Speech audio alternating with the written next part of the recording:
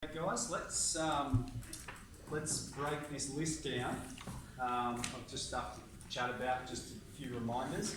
Then we'll have got a question like this. Okay. So this is a pretty similar question in the textbook actually, but first let's jump over here.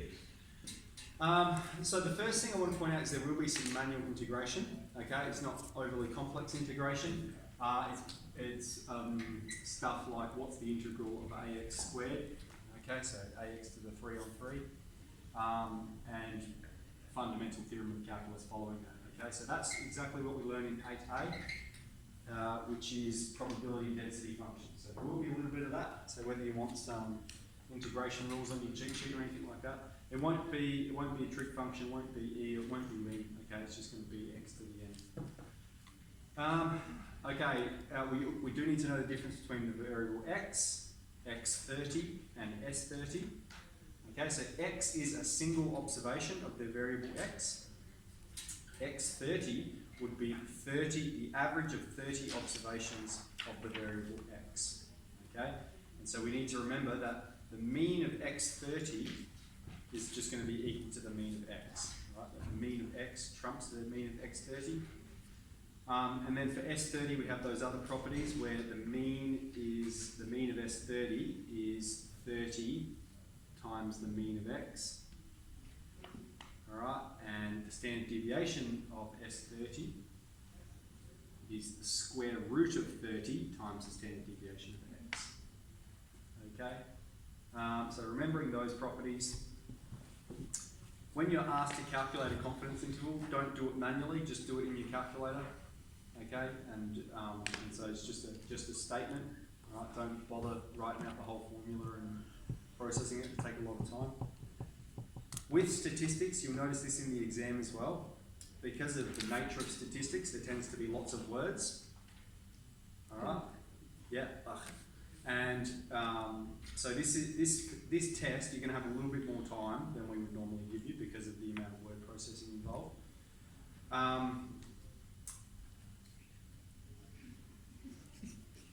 Okay, so confidence intervals, do them in your calculator. Histograms. Remember, we've said as the number of samples increases, if we go from x10 to x30, that the distribution of x becomes more and more normal. Okay? So you could have a positive skew, alright, that's where all of the data is to the left of the distribution. Negative skew, where it's all to the right, or normal or symmetrical, okay, where it's centered about the mean. So what we see, we might have a distribution like this, and that might be x10, and then we might have a distribution like this, which is x20, and then a distribution like this, which is x30. And so the point I'm trying to make is, the more samples we take, the more normal it becomes, okay? And we can use a normal approximation, all right? And we've said as long as n is greater than 30 or 35, I can't remember. But I don't want you to write that, okay? I want you to say as long as n is sufficiently large, okay?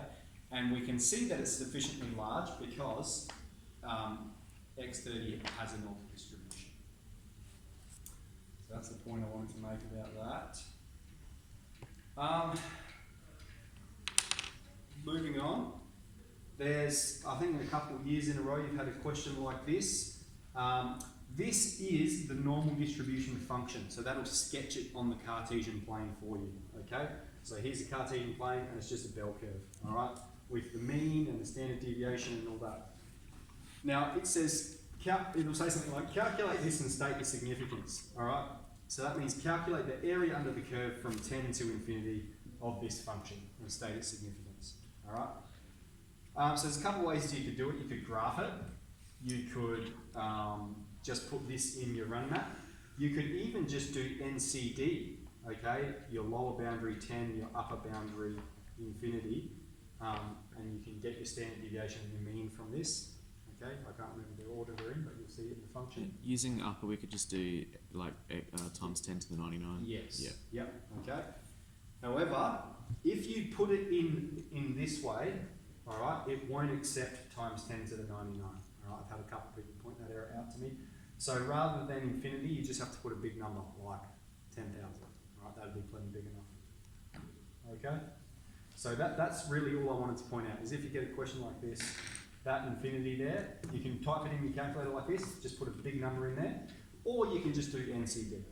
Okay, either of those would be fine. Okay, any questions about that? When you say graph, you mean to do the you do the integral dx, Yeah. and then go from the 10, lower boundary 10, upper boundary, a big number. Yeah. Okay. Did you? How do you describe x30? I'm just writing notes on it. So S30, the sum of observations of x. X30 is the average of 30 observations of x. So that's in sort of 9b and 9c, we unpack that, where we develop the central limit theorem. Okay, so let's have a go at this question then. Okay, so we've got a bag of licorice claims 200 grams, and we've got the weight of each individual licorice is normally distributed with mean 7 and standard deviation 2. Determine how many licorice need to be in each bag to be 99% sure that we meet the claim. Okay, so I think the best way to do this is through a bit of trial and error. Okay, now the first thing to do is just go, well, we've got 200 grams divided by 7, and we're going to work out how many licorice that's going to tell us that we need. So, anyone off the top of their head? I got 28 point something. Thank you, 28 point something, and so let's round that. So 29, okay, because we have 29 times 7, it's going to be just over 200 grams. And we've got that standard deviation of 2 grams. And so what we're going to do is we're going to say, what is the probability of S29? Okay, because we've got 29 individual licorice pieces. So the sum of 29 individual licorice pieces being greater than 200. All right?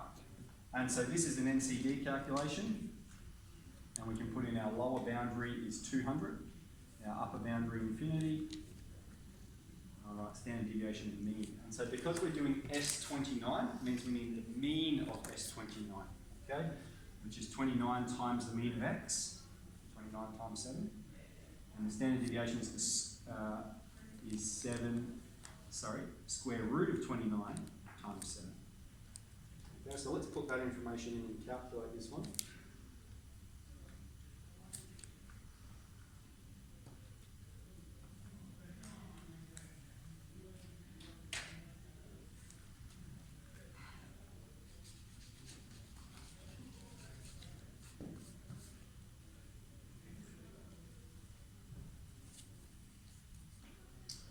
Okay, and I've got 0.532.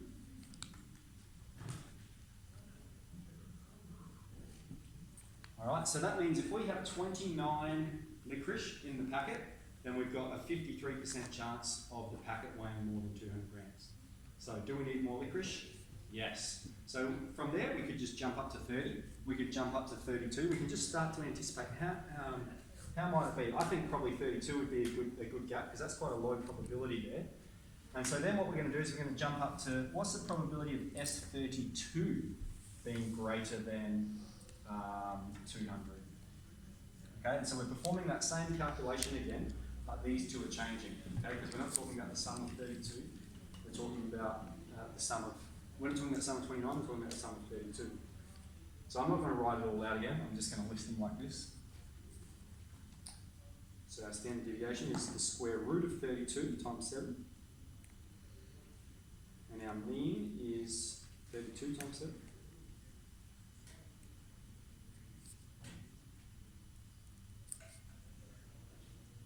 Okay, not enough still. So we're trying to get to 0.99. That's right. Yep. It has to be above 0.99. So I'll let you guys continue. I'll put an answer up You're there. just doing trial. Trial, yeah. Wait, it has to be above what number? 99%, so 0.99. Oh. Yeah. 45. 45? Yeah. 45 would definitely do it. I reckon. 0.992. Oh, all right. What does 44 do? So that's, you have to investigate either side of that boundary to confirm. 40. That's got to be tested. 44. 42. Yeah, 44. What 40? Yeah, 0.98. Yep. So, 45. Excellent.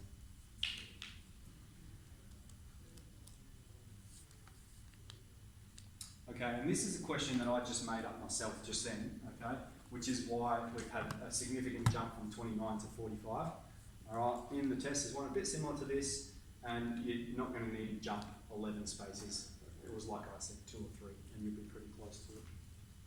All right, so I just want to point out here, there's a question that's pretty similar to what we just did. So that's in 9C, question 15 and 16. They're pretty similar to what we've done here. So you can give them a crack again if you like. That's all for now. I'll let you know if anything else pops up. So 9C.